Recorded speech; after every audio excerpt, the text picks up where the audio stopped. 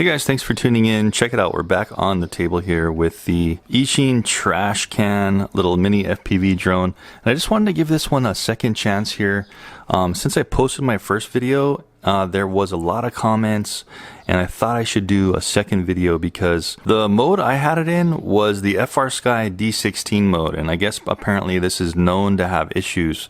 So what I did is I switched it to the D8 mode. Go ahead and change it to FrSky D if you do have the FrSky version, and that seemed to basically take care of all of my range issues. So I changed it into D8 mode, and I'm going to just do another quick flight, and I'm just going to show you guys how well this thing flies now after changing into that mode. It's like a whole other fun and awesome craft.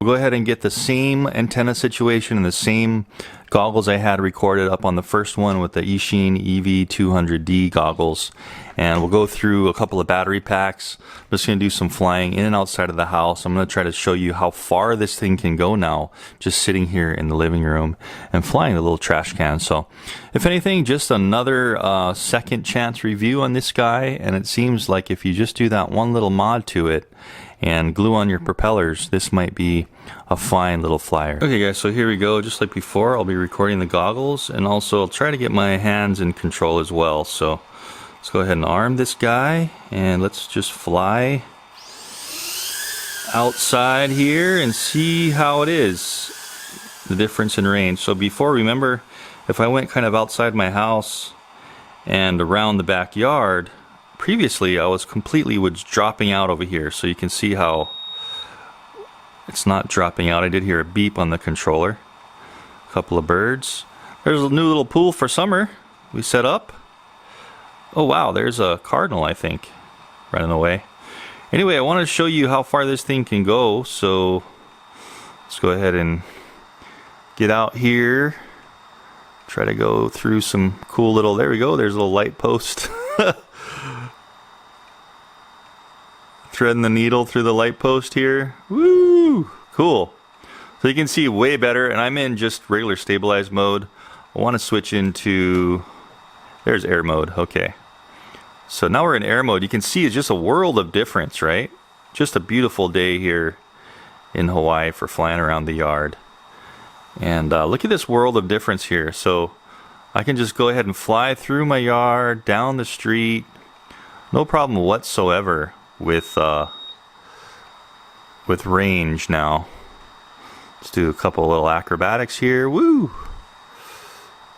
So again, a little bit rusty. I don't fly too much FPV, but just having a great time with this little craft now that I just switched to the D8 mode. And you know, that's all it took. You can also, some people say that you can turn the telemetry off, which I also did. There's a little telemetry ticker on Betaflight. You can go ahead and turn that off as well. Let's try to thread the needle again on this. Woo! Nice. So just a world of difference here. I did turn the telemetry ticker off on Betaflight, like I was saying, because some people said that even helps as well. So we'll just fly it around here, looking at our voltage. Where is my voltage? Up there on the top right, 6.6 volts, so we should be okay for a little bit longer. I want to try to fly under this trampoline real quick. I am in air mode. Let's see how this works. Cruising in slow. Nice, still have great FPV. Wow, and I do have the camera all the way down just for like smooth, slow flying right now. And it's working just great. There's the new Forerunner. Let's try a little flip. Woo! Awesome. So just a world of difference. I just wanted to do this review because a redux of this review, just because of that little problem, remember, with that D16 mode. So if you have FrSky, go ahead and do that. Switch back into stabilized mode, and I want to come back in the door because my battery is blinking. Quick! Don't kill the batteries. All right, we need to shut down right away. That was pretty awesome. Fantastic flight just with the batteries it came with. I'm gonna go ahead and take these ones out, and I'm gonna put this GNB 450 in here, and let's do that again. Let's get a little bit more crazy with some acrobatics. The propellers seem to be staying on perfectly fine. I glued them on a little bit better this time. According to the goggles, let's go ahead and arm this little bad boy. We'll start off in self-leveling mode so we can get out the door. And we'll start to fly a little bit aggressively. Here we go. Whoa. It's got just so much more power, but it is heavier. Switching down into air mode right away. And there we go. So I can just fly crazy all over the place. Remember, I do have that camera tilted a little higher, so I can fly way faster. Just a world of difference, man. Look at this. Woo! Going around trees and signs. Awesome. Little beep there on the controller, so you're still gonna have, you know, you can't go forever, but so you're still gonna have range limitations. But look at this compared to my first review, man. Just absolutely world of difference here. Let's zip it around. Woo! It's just all the difference. Switching into that D8 mode has just made it absolutely fantastic to fly. Going around the house, whoa, I'm hearing the controller beep and my goggles got kind of scratchy around the neighbor's other house. Woo! But look at this, we can just have a blast. Not trying to fly in the pool, punching it, doing some acrobatics. Neighbors are like, what's going on? Dustin's flying again. Woo! Whoa! Look at that punch. So this is a little guy, but it still has a great amount of punch there.